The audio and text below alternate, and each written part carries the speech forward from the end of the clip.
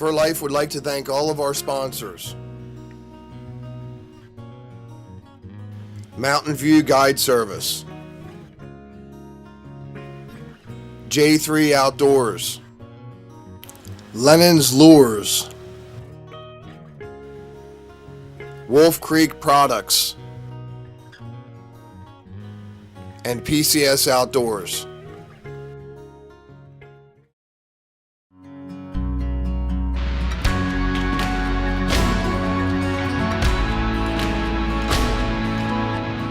The Hague Spring Clip by J3 Outdoors. Simple, fast, efficient.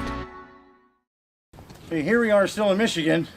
We're on our way home, so back to Pennsylvania, so we're going to stop and see our buddy Jeff Haggerty from J3 Outdoors. He's in the shop. I called him ahead so he knows we're coming, so follow me.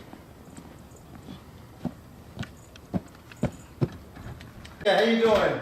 Nice to meet you, Brian. man. Hey, Brian. Good to see you again, bud. Get to see each other until the shows, but absolutely. Here we are with Jeff Haggerty from J3 Outdoors. He's going to show us a little bit about his bracket and the clip, and he's got a little display set up for us. So we're going to go through here, and he's going to explain how the bracket works and the different sets you can make with it. Absolutely. So basically, what we have is we have our bracket, which is the piece that we have on the end of the chain here. That's our Hags bracket. What we're doing with the bracket is we're attaching it to the end of your chain. This will give you an option that's always with you at all times, so you don't have to ever worry about losing or forgetting it.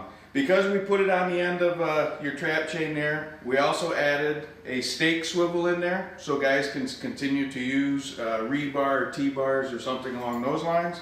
Then we also added a drowner lock to the back end of it. So basically giving you all your terminal functions that you would potentially use your swivel for today. But again, so this is what the primary benefit around the bracket is these slots. So there's different slots on the face of it. There's two different size slots, and those slots are for different trap frame manufacturers. So what we're doing is we're using the end of the frame, and we're going to insert it into the appropriate slot. So this is a Duke that's going to go into the bottom slot there, and we're going to insert it about 1/16 to 1/4 of an inch or something along those lines, and that'll allow us to stabilize our trap on a 3/8 inch rod. That gives us our vertical height adjustment capability, primarily using this for baited sets. So I'll take a wire and I'll hang a parsnip, apple, or a carrot or something along those lines, about 8 to 10 inches above the trap. Now I've got a baited set with my trap just under the water surface. That's how I primarily use them today. The other way that I use them the most is without the bait. So like on when you're muskrat trapping, if you've got you know, like a feed bed, maybe they're false feed beds that won't support the weight of your trap, I'll slide these right on that feed bed to where it's just underneath the surface of that water, and then I won't use bait. So I'll just get them coming and going off. Yep, so you can see where they're coming off and where they're sliding off. Yeah, something like that. So it's just super fast, super efficient, and that's what we're after. We're after efficiency, right? So we want to be able to provide trappers something that's attached to their trap. You can still trap the same way that you're normally trapping, right? So with pocket sets or blind sets or whatever it is, and whether it's coon, marten, mink, you know, muskrats, whatever. So you've got that capability, but with the slots, it gives you the ability to stabilize your trap as well. So we've also got slots on the top of it, right? And what that allows us to do is, let's say you don't have these fiberglass rods, okay? You could simply go ahead and screw one of these brackets right to a log or a stick or something along those lines, or you could wire it, and then that will give you the ability to stabilize your trap. That's why we've got the slots on the side of it. Or you could, what I'm showing here is I'm just wiring it, right? So I'm using the slots to run my wire through, and I'm simply wrapping wire around it, and I'm inserting my trap into the appropriate slot. Again, you could put bait up here. This could be a marten set, right? A lot of our guys in Maine are using this in replace of the stools that they used to use. Now I believe some of their laws are changing with, you know, some of the devices they have to use, but I know for like a stool set or something like that, this was working out perfect for them. They'd wire the beaver above it. And now they're not carrying that big wooden stool and zipping it to a tree. But, so just some benefits there. Here what I'm showing, again, we have a slot, right? So the main concept behind the bracket is, I'd like to try and tell people it's a portable slot, right? Anywhere you can mount the bracket and get a slot horizontal, you can stabilize your trap, right? So here I'm simply wired off to a rock. You've always got your mink and muskrats that are climbing up and down the rock, and well, if you can't, if the surface is too hard or too deep, you can't get something in there to stabilize, you could simply wire right to the side of that rock. Perfect. And get the mink or the rat as he's coming up and down. These are portable drain tiles. This is a demo unit that's, you know, that we take to shows, but I usually make them about twice this long. What this is I have a bracket simply wired to the bottom of it, okay? And this is the smallest size that I use. But what I'm doing is I'm taking that bracket wired, I'm notching the sides of it out, and that notching, what that allows me to do is that allows me to get the pan flush with the face of, with the tile there. So what I'm doing, now I trust me, I like to use body grips and all that sort of stuff in front of these, and I'd cut slots on them and whatnot, but what I would find is you get a lot of refusals, right? A lot of mink won't enter that tube. They'll all look at it, but they won't enter it. So by having this, especially having this flush with the face, you're not only getting the ones that were going to commit, but you're getting those ones that'll pass by. You know what I mean? The ones that pass by. Or a lot of times I'm trying to put together right now a lot of night footage of, you know, through trail cams and whatnot, of mink and how they're working it. But a lot of times those mink will come off, they'll drop down and away they go, right? They'll look in, drop and go. So this becomes very effective for that. The other ways that I'm showing use, for me when I first designed this, this was, if you can picture a water log, right? So if you can picture, you know, maybe you got a water level right here or something along those lines. And I'm thinking for me in my line, I'm coon, mink, muskrat sort of thing, right? So this, what I did is I simply took a bracket, and you can see it's not on there overly tight, right? It's just wired on there. And it's just wired enough to where it's not gonna tip forward. And I'm gonna take the end of the frame again, I'm gonna insert it into that large slot, and I just stabilized my trap on that water log, right? So I'm not chipping, you know, notches or any of those sorts of things out of the logs, getting soaked or anything along those lines. I'm simply wiring around it and away I go. So again, so to me, this was for coon, mink, and muskrat, but we've got a ton of marten trappers using this now. And they're using it exactly like this, as it acts as a step. Another way that they're using it is on the end of their leaning pole. Right, so they're taking a bracket, putting it on the end, and then they're putting their bait out here, right? So this is their last, this is the only place that marten can step. So again, so just some various ways that guys are using the bracket, the way that we're using the bracket. There's a ton of other ways to use it, but these are the basics, right? It's really up to a guy's imagination or a girl's imagination. How Like I said, that's what's nice about it, because no matter what track you're using, I mean, that's a Bridger, you know, you got a Duke, Victor, it doesn't matter. Even Wolf Creek. Yeah, Wolf Creek's work as well, absolutely.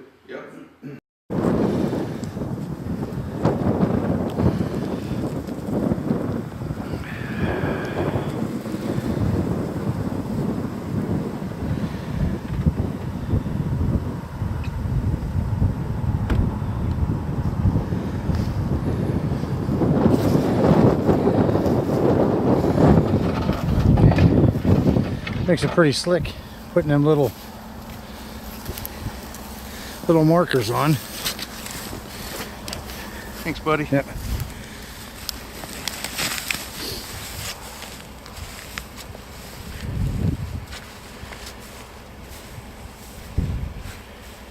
There we go. Got a rat in here. 2 of them at least.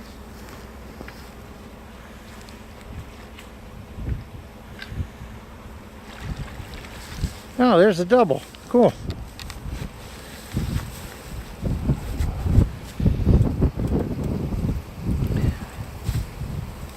Couple nice rats. Oh yeah. Let's see if we got anything else.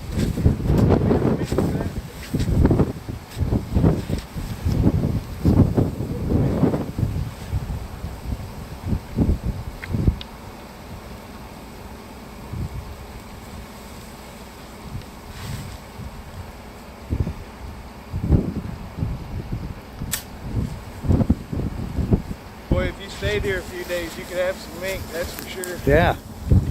So you got a Through there last night. You know, that's the thing. Miserable weather. It's tough for muskrat trapping, but it can be awful fun for mink trapping if you ran a good mink line. Mink like to move in that nasty stuff.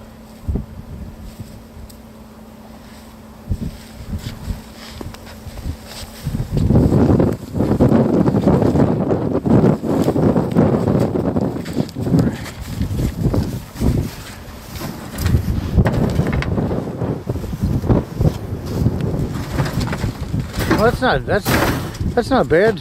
Half dozen stops, 4 rats.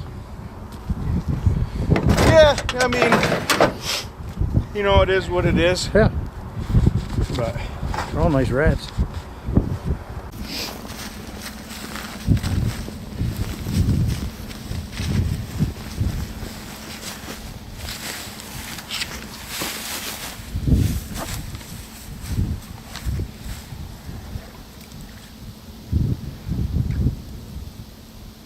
there we go. You got one? Yeah, we got one. No mink. So you got a dry, so that's basically what you're doing is dry land, mink, runs. Yeah, for this little spot, what I'm doing is, this is such a little narrow ditch. And like I said, it was almost bone dry this summer, so I'm surprised there's any in here at all. But so yeah, so these little spots, I'll use a colony trap. You know what I mean? As trappers, you got to use, an arsenal of stuff. But so here, I always set 2 traps, whether it's canine or rat trapping or whatever. Just I to always keep set it. 2 traps. If I can remember 1, I know I can remember 2. Yeah. Well, you keep it even, then you don't forget them either. That's it. That's the reason I do it. So I won't always set 2 cages. Sometimes I'll set 2 cages. Sometimes I'll set a dry land and a water trap or whatever, but always 2 at each stop. There you go. Oh, there's a nice rat. Yeah, there's a decent rat in there. Yeah. Get him out before he freezes.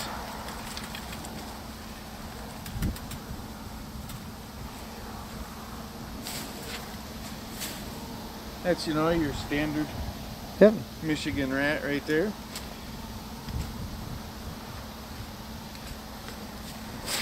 Let me grab this mink set real quick. Fucking mink came through here too.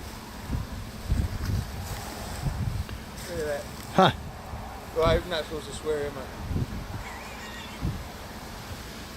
So we did have a mink through here, not down through where we've got a trap though, but at least they're active.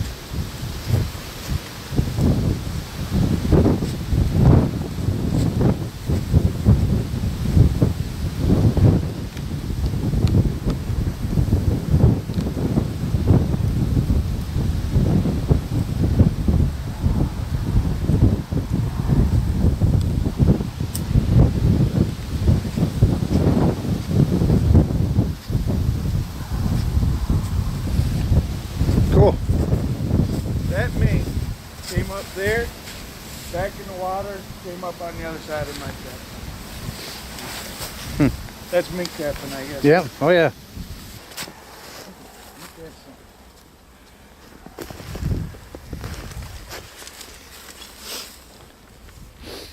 Again, that's the clip. Yep. On the rod. So you can definitely totally adjustable any height. Yep. Nice. Really makes it nice on soft bottom ground, you know, where it's hard to get a short stand in with the rod. Definitely bite some meat.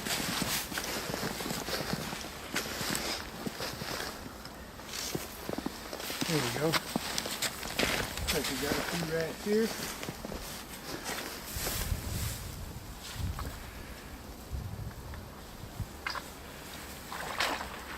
Here's one anyway. Nice.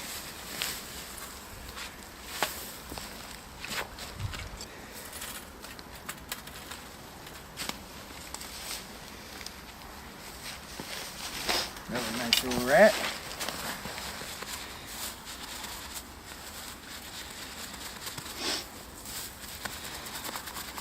Dry and ready to skin as soon as you get back. Yeah, if people don't know, this is the best towel you can get. Mm-hmm. I mean, this dries them right up. Now we need is a strong market. That definitely helps. But sometimes I guess a weak market is just as fun too, right? Yeah. Oh yeah. Just get out there.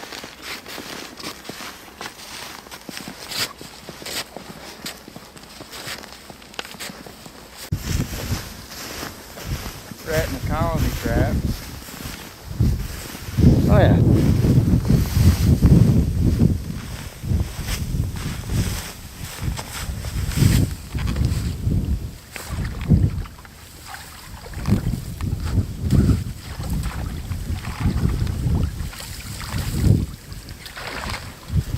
Rat in the colony. Let's see what we got up here. You want to get down in here?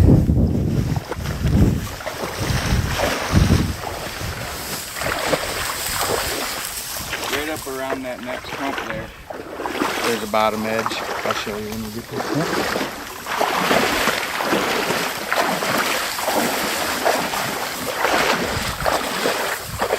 See the rod sticking out? Oh yeah. Yep. At least it was there.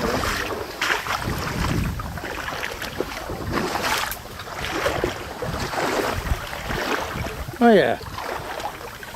Yep, that's that bottom edge. Is right inside there. That's awesome.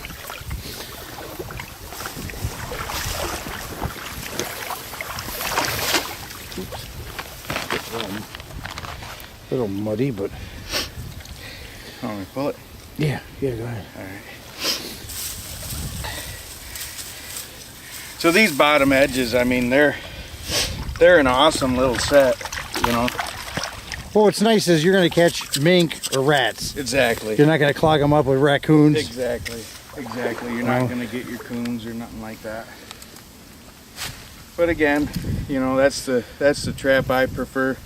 Yep. 160. I could show you how I made that bottom edge if you'd like. Yeah. So Oh, we've seen it in the shop. yeah, seen it in the shop. So let me show you how I'm doing it here. So I go on the loosest notch. Then what I'm gonna do is I'm gonna get a feel for the ground. I'm gonna try and butt that trap up to that side wall as close as I can. Yeah. And You it see wouldn't what I'm matter saying? whether it's a bridge abutment. It bank. wouldn't matter. It Right. wouldn't matter. And so I'm gonna run that down in there, and that's all you got to do. Yep. That's your bottom edge set right there. That's about 18 to 20 inches of water probably. Well, what's nice about it doesn't matter what depth of water we have. It doesn't. Because, I mean, basically critters are either going to hug the bottom or going to be on very top. Right. And so, like I mentioned, you know, trappers have to be versatile. These colony traps, if you can use them in your state, I mean, they're awesome. You know, they work for nice narrow pinch points and stuff like that. Yep. You know, you could say that it would work on this bottom edge location as well, but a guy can only carry so many of these. You know what I mean? Yeah. I normally, you know, double or triple stack them when I do trap this type of an area, but these rods I can carry, you know, 18, 20 of these rods in a little bundle, and you know, with a couple traps in your backpack, you're set. You know, these things, they're just quick, easy, and as you can see, you know, they're pretty efficient. So but like you mentioned, you know, mink, this is a good mink set. So the reason I picked this location, just to give people an idea, is coming right off of this bump here. This bump is where I would have liked to have been, okay? Yeah. But it wasn't solid enough to give me a nice hard bottom edge wall structure, right? So it kind of kicks back under. It's just really, yeah, it's under pretty it's far. just undercut, really weird. So if I felt along it, that wall actually comes out right here, okay?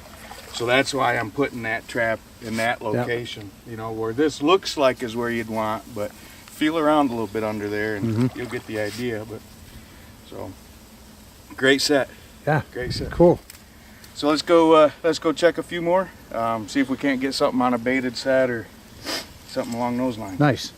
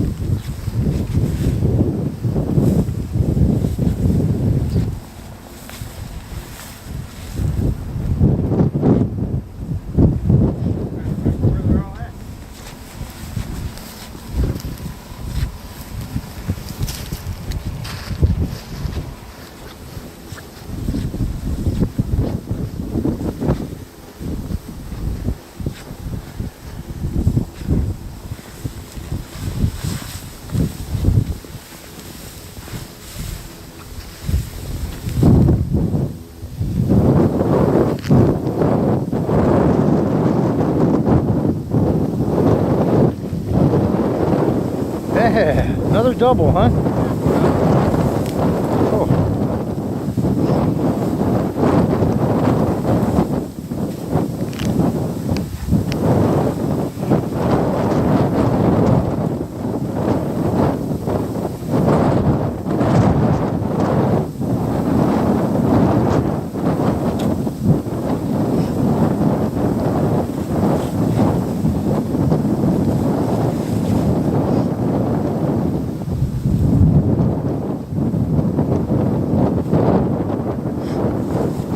Still pretty surprising, you know, being that this was pretty dry this summer. So it's good to see. It means there's a good rat population around, you know.